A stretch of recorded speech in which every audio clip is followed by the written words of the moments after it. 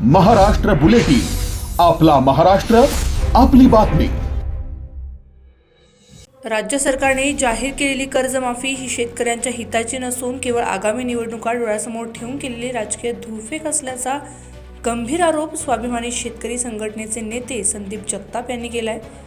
सरकारच्या या निर्णयामुळे सामान्य शेतकऱ्यांच्या हाती काहीच लागणार नसल्याचे यावेळी त्यांनी स्पष्ट केले आहे। शेतकरी नेते संदीप जगताप यांच्या सरकारच्या कर्जमाफी योजनेवर सडकून टीका केली आहे। सरकारने जाहीर केलेली कर्जमाफी ही केवळ कागदावरच मोठी दिसते, प्रत्यक्षात जाचक अटी आणि शर्तींमुळे लाखो शेतकरी या योजनेपासून वंचित राहणार असल्याचा आरोपही त्यांनी केला आहे।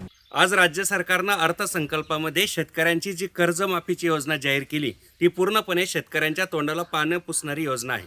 कारण विधानसभेच्या निवडणुकीच्या आधी भाजपाने संपूर्ण शेतकऱ्यांचा सातबारा कोरा करू असं आश्वासन दिलं होतं। आज मात्र जी कर्जमाफी योजना जाहीर केली त्या योजनेमध्ये 2 लाखाची अट घालण्यात आलेली। शिवाय सप्टेंबर 2025 पर्यंत जे शेतकरी थकबाकीत आहे त्याच शेतकऱ्यांना या योजनेचा लाभ मिळणार आहे। 2 लाखाची अट, सप्टेंबर 2025ची अट, याच्यामुळे शेतकऱ्यांचा सातबारा कोरा होणार नाही। जे फळबाग उत्पादक शेतकरी आहे त्यांना एकरी 2.5 ते 3 लाख रुपये खर्च येत असतो, त्यामुळे त्यांना बँकेकडून क्रॉप लोन देखील 2 लाखाच्या पुढे मिळत असतं। त्यामुळे ज्यांचं क्रॉप लोन हे 2 लाखाच्या पुढे आहे, पीक कर्ज 2 लाखाच्या पुढे आहे, ते सगळे शेतकरी या योजनेतून वगळले जाणार आहे असं आज तरी दिसत आहे। त्याच्यामुळे ही योजना फसवी आहे।